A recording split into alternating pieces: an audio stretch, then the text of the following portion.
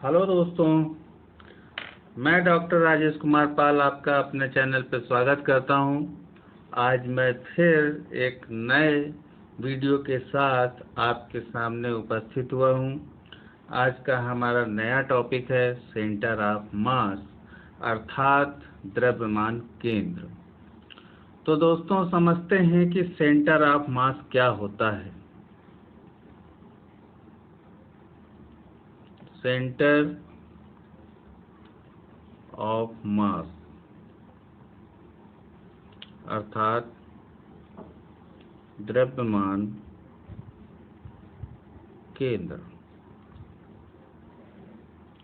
तो दोस्तों, द्रव्यमान केंद्र किसी वस्तु पर कोई बिंदु जिस पर कि वस्तु का समस्त भार केंद्रित रहता है या निहित रहता है, उसे हम उस वस्तु का सेंटर ऑफ मास कहते हैं या द्रव्यमान केंद्र कहते हैं। फिर से दोस्तों एक बार, किसी वस्तु पर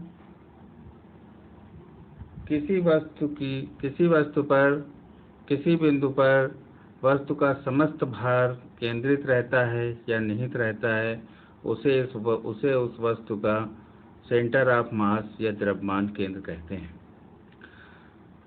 centre of mass as the point at which the whole mass of a body may be supposed to be concentrated is called center of mass.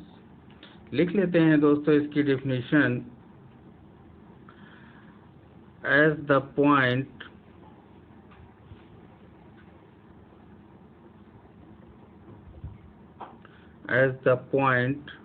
at which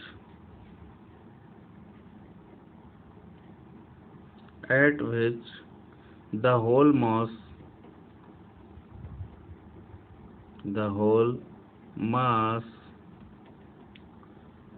of a body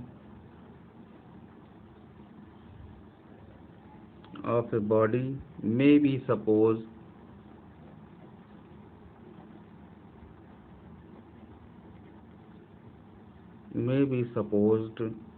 to be considered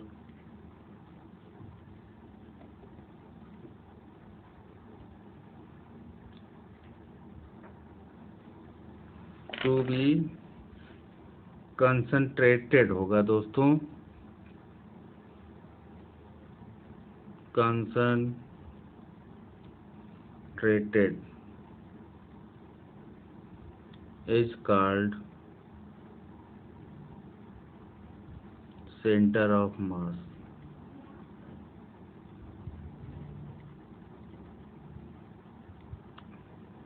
अर्थात वस्तु के जिस बिंदु पर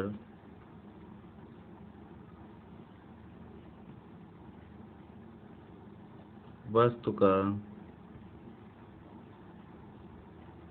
समस्त भार निहित होता है,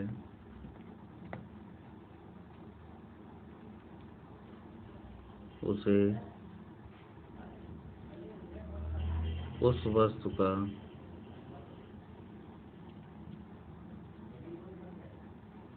द्रव्यमान केंद्र कहते हैं।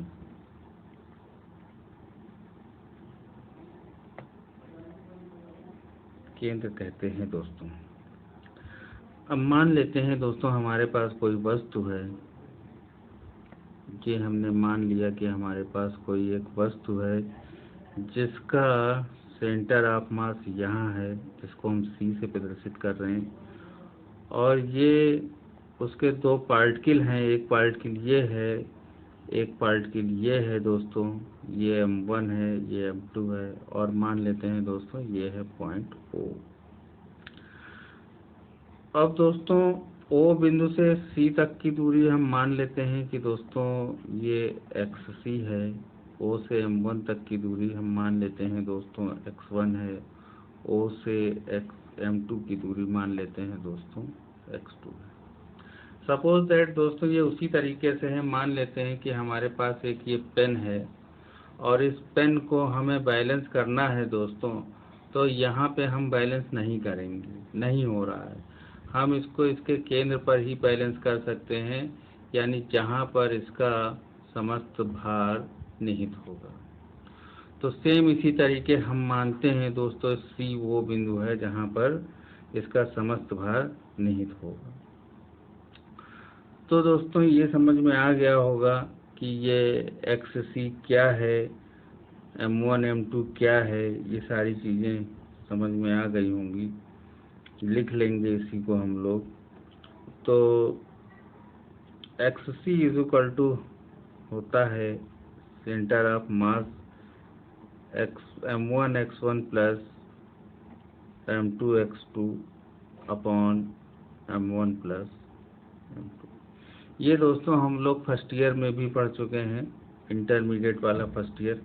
हम क्या करते हैं, इस टर्म को उठा के इधर लाना है हमको। तो दोस्तों मिल जाएगा XC M1 plus M2 is equal to मिल जाएगा दोस्तों M1 X1 plus M2 X2। अब दोस्तों देखते हैं, मान लेते हैं कि M1 प्लस M2 वस्तु का संपूर्ण भार है, तो इसको हम कैपिटल M से डिनोट कर देते हैं। तो ये हो जाएगा XC is equal to M1 X1 plus M2 X2। तो ये दोस्तों M है इसका टोटल मास, यानी कि M1 plus M2 total mass of the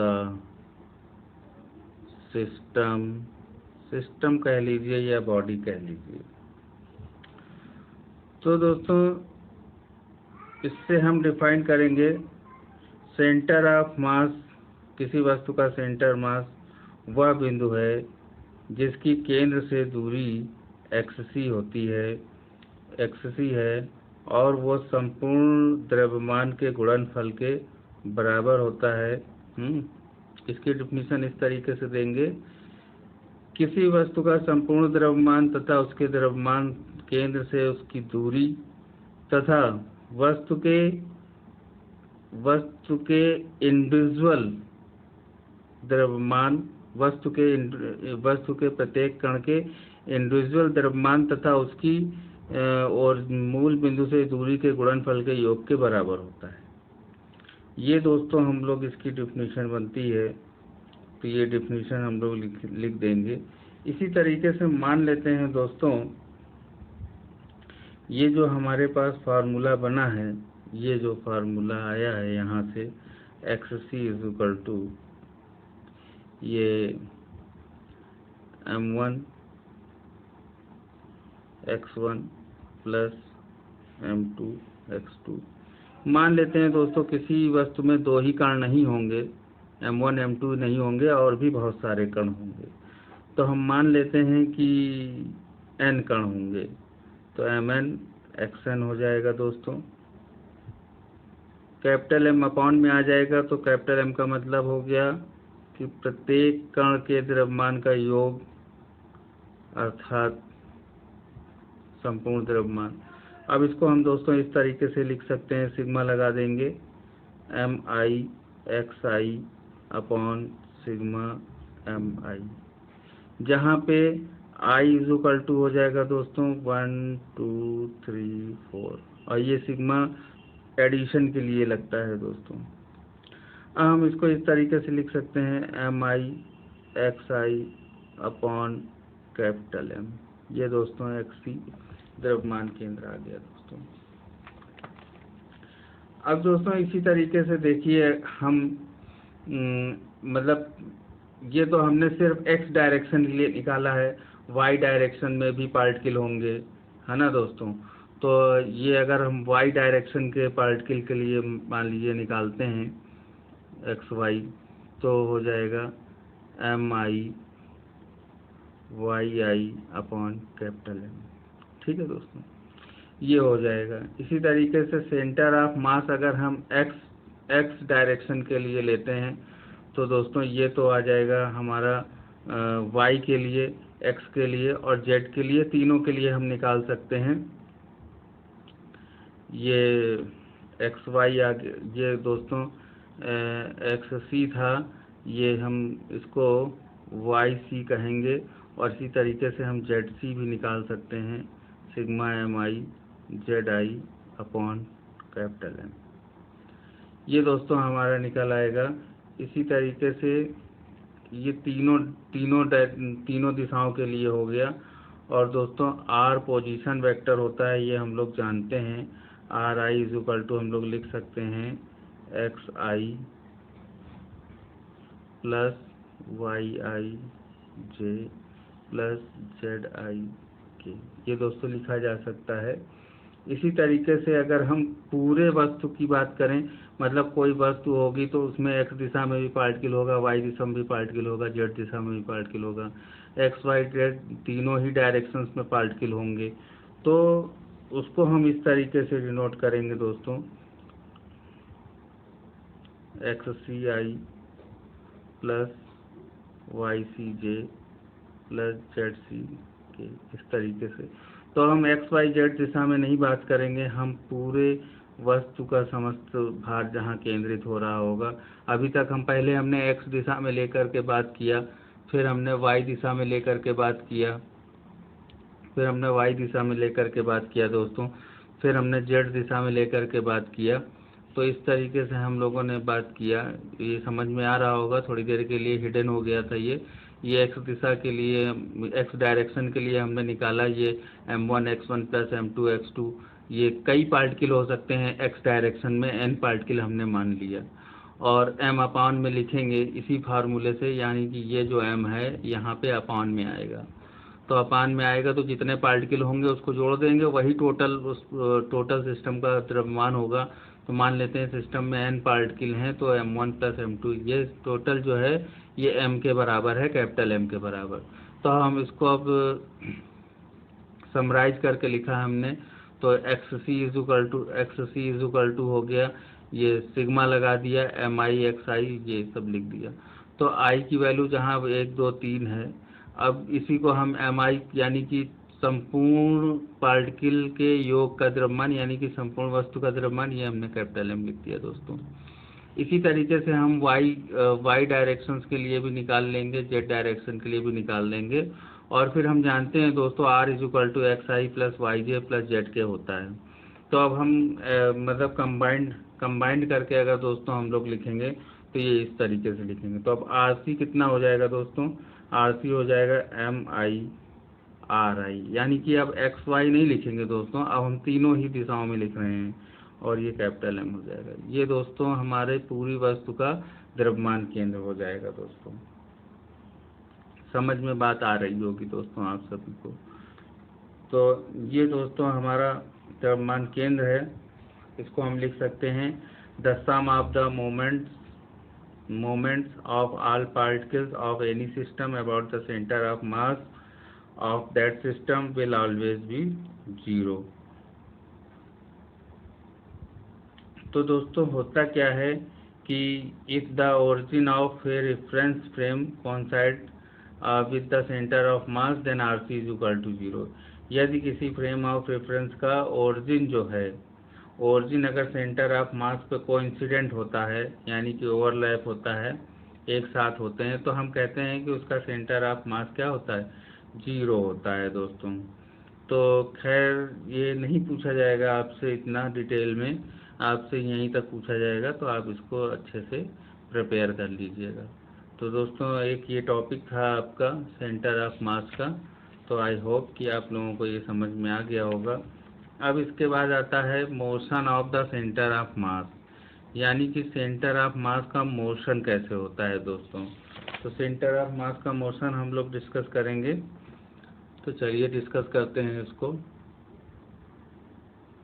तो दोस्तों बात हो रही है motion of the centre of the mass, यानी कि सेंटर ऑफ मास में गति। तो हेडिंग डाल लेते हैं motion of the centre of मास,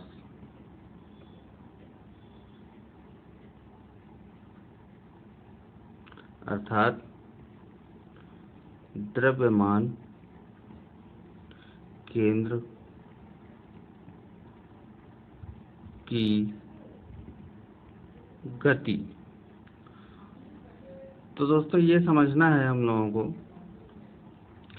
अब हम कंसीडर करते हैं दोस्तों कि हमारे पास एक सिस्टम है जिसमें n पार्टिकल हैं और प्रत्येक पार्टिकल का द्रव्यमान m1, m2, m3, m4 और इस तरीके से लास्ट वाले पार्टिकल का द्रव्यमान mn है। तो हमने माना let there are n particle in a system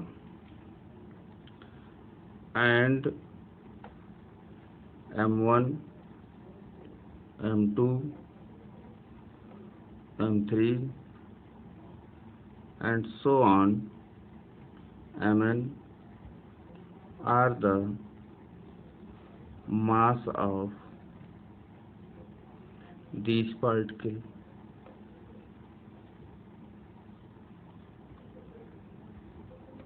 ये कंसीडर किया हमने दोस्तों। इसको हिंदी में लिख लेते हैं। माना कोई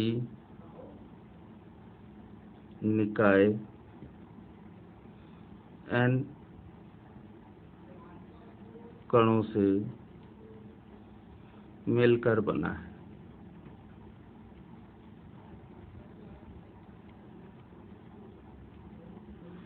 प्रत्येक कण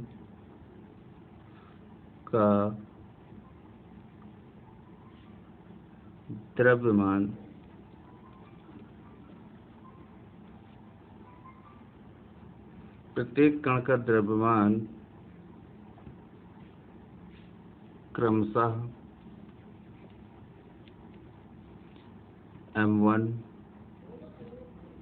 m2, m3 और mn है। तो द्रव्यमान केंद्र, तो निकाय का द्रव्यमान केंद्र, सेंटर ऑफ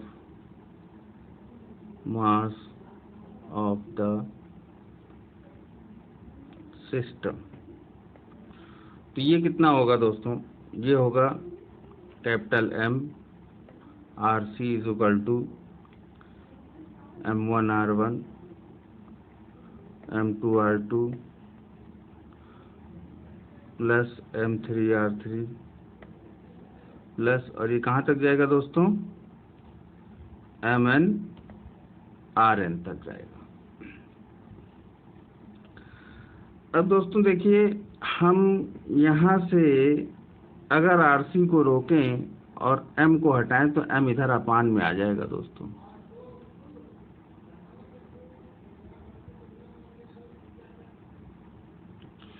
मतलब RC is equal to M1R1 M2R2 M3R3 MnRn upon capital M। ये आ जाएगा दोस्तों। अब M क्या है दोस्तों? M मास है of total mass of the system, total mass of the system यानी निकाय का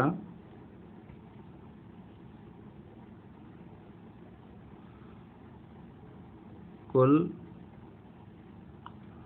द्रव्यमान है। निकाय का कुल द्रव्यमान है दोस्तों।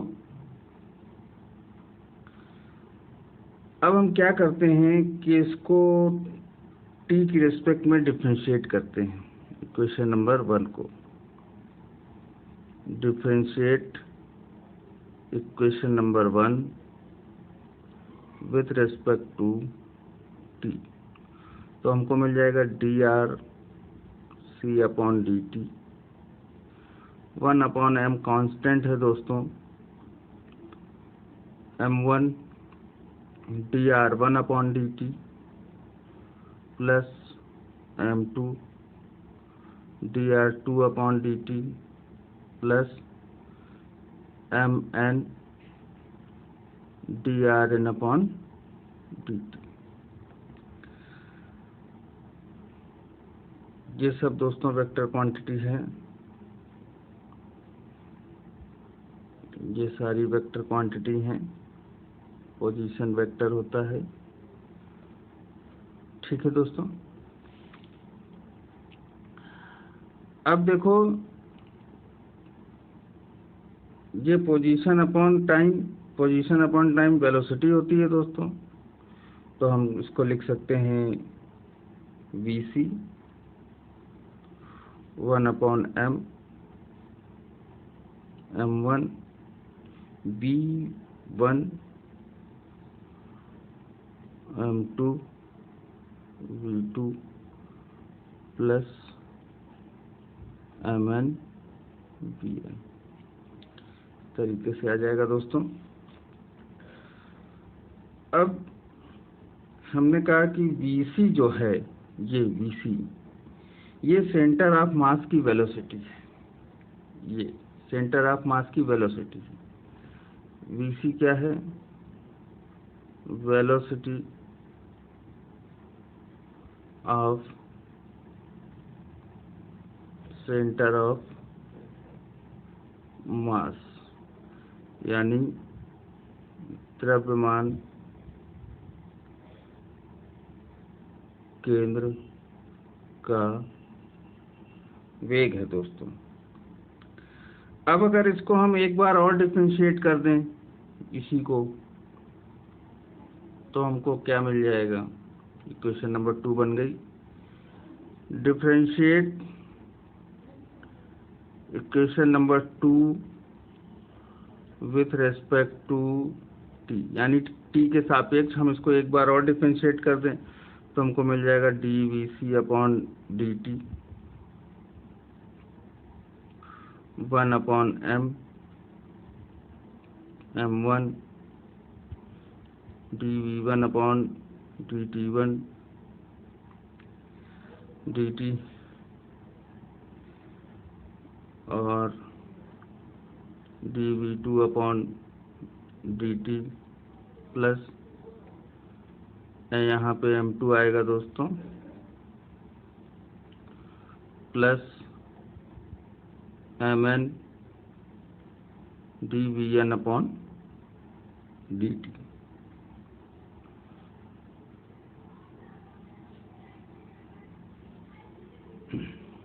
अब देखिए दोस्तों, ये तो हो जाएगा त्वरण वेग अपॉन टाइम, यानी वेलोसिटी अपॉन टाइम, वेग बटे समय त्वरण होता है।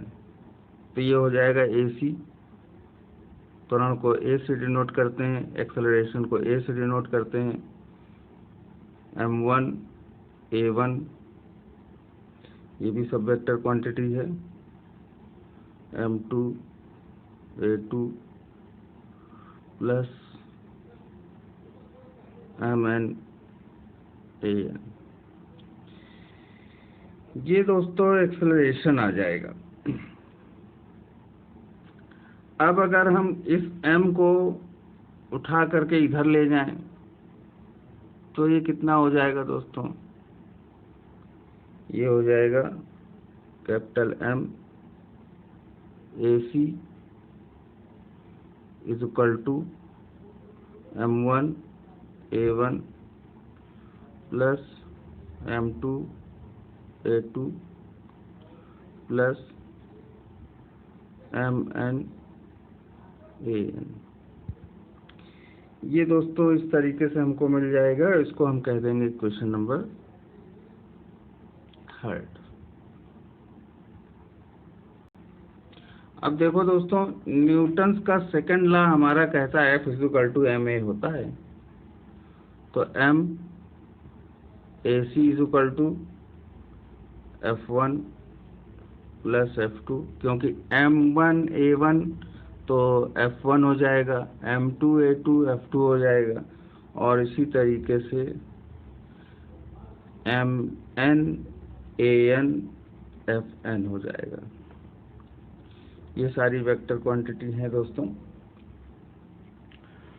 तो अब हम इस तरीके से कहेंगे कि thus product of total mass of the system and the acceleration of its centre of mass is equal to the sum of the forces acting on constituent particles of the system.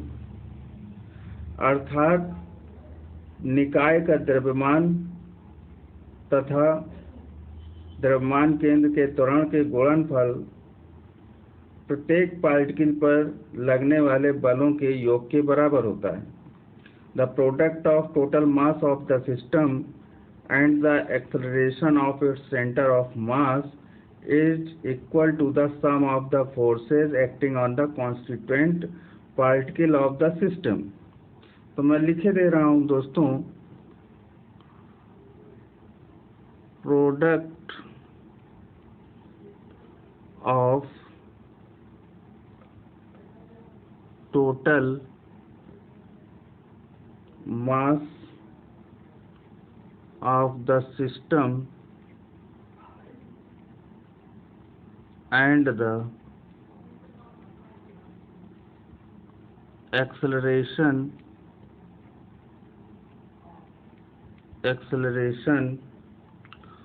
of its center of mass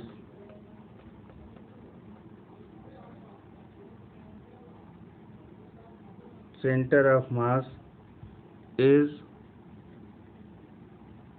equal to the sum of the forces acting on constituent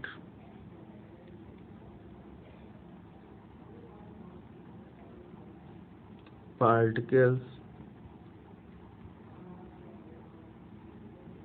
of the system।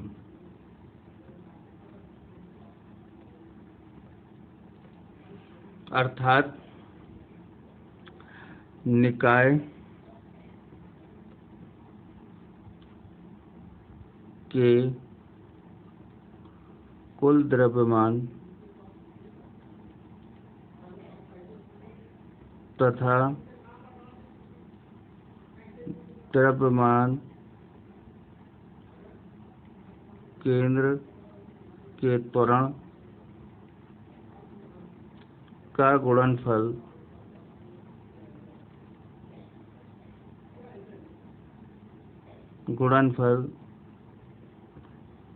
निकाय के प्रत्येक कण पर लगने वाले बल के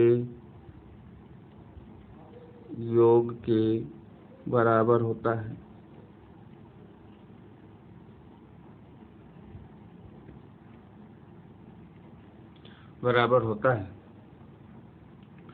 तो दोस्तों ये आपको समझ में आ गया होगा। और ये जो F1, F2, F3 इसको बोलते हैं, ये सब एक्सटर्नल फोर्स है। एक्सटर्नल फोर्स है दोस्तों, और इंटरनल फोर्स का कोई रोल नहीं होता है। ठीक है दोस्तों, एक्सटर्नल फोर्स है, ये पार्टिकल पर लगते हैं और एक दूसरे पर लगते हैं और मिलके कैंसिल कर देते हैं। तो मतलब कोई भी इंटरनल फोर्स का कोई भी रोल नहीं होता है, कुल मिला करके एक्सटर्नल फोर्स ही बचता है। तो इस चीज़ को हम इस तरीके से भी लिख सकते हैं दोस्तों, यानी कि बाह्य बल ही बचता है, ये टोटल फोर्स है। इस टोटल फोर्स को हम इस तरीके से लिख सकते हैं, EXT मतलब एक्सटर्नल बाह्य फोर्स। ठीक है दोस्तों, आंतरिक फोर्स कुछ भी नहीं लगता है। हमने कहा यदि एक्सटर्नल फोर्स हमारा अगर 0 हो तो द्रव्यमान केंद्र का त्वरण क्या होगा दोस्तों, वो भी 0 होगा। और अगर ये 0 होगा तो इसका मतलब है dVc/dt ये भी 0 होगा दोस्तों। अगर ये 0 होगा यानी कि वेलोसिटी को हम डिफरेंशिएट कर रहे हैं और वो 0 आ रहा है, तो आपको पता है कि जब किसी कांस्टेंट का डिफरेंशिएशन होता है तो उसकी वैल्यू आती है। तो इसका मतलब वेलोसिटी को हम डिफरेंशिएट कर रहे हैं तो 0 आ रहा है। एक्सेलरेशन को हमने इस तरीके से लिख लिया, dV/dt होता है, ये एक्सेलरेशन बराबर होता है। तो dV/dt इज इक्वल टू 0, मतलब dV को हम डिफरेंशिएट कर रहे हैं और उसकी वैल्यू 0 हो रही है। तो इसका मतलब ये हुआ कि Vc कांस्टेंट होगा, दैट इज इसका मतलब होता है बच्चों, इसका मतलब है कि इसको अंग्रेजी में दैट इज बोलते हैं, I.E, और इसको हिंदी में बोलते हैं इसका मतलब है कि। तो Vc इज इक्वल टू क्या आ जाएगा दोस्तों, कांस्टेंट हो जाएगा, कांस्टेंट हो जाएगा। इसका मतलब होगा कि यदि बाहरी फोर्स अगर 0 है, यानी एक्सटर्नल फोर्स अगर 0 है, तो इसका मतलब हो गया सेंटर ऑफ मास की जो वेलोसिटी होगी वो कांस्टेंट होगी।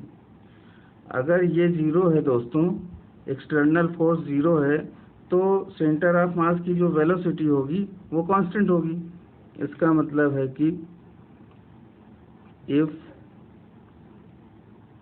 external force is 0, then velocity of center of mass is constant, मतलब सेंटर ऑफ मास में एक्सेलरेशन नहीं होगा, त्वरण नहीं होगा। तो यदि इसको हिंदी में लिख देता हूँ, यदि बाह्य बल Fext इज इक्वल टू 0 है तो द्रव्यमान केंद्र का वेग नियत होगा।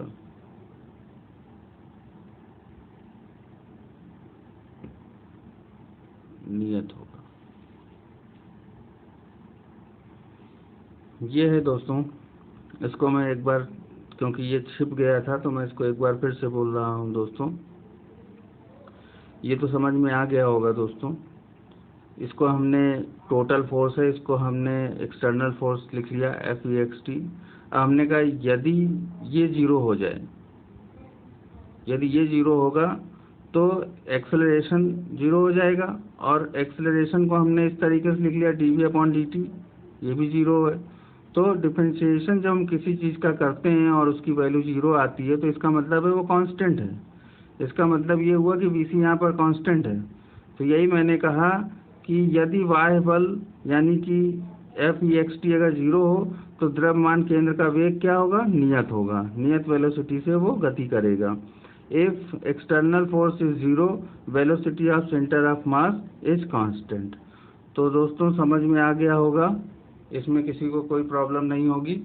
आई होप सभी लोगों को क्लियर हो गया होगा। फिर भी अगर किसी को कोई प्रॉब्लम होती है तो वो हमको मैसेज कर सकता है व्हाट्सएप पे, या यूट्यूब पे कमेंट्स कर सकते हैं आप। आपकी प्रॉब्लम सॉल्व होगी और अगले वीडियो में उस प्रॉब्लम का आपको सलूशन मिल जाएगा दोस्तों। ठीक है दोस्तों, आगे फिर हम लोग नए वीडियो में नए टॉपिक के साथ मिलेंगे। तब तक के लिए नमस्कार।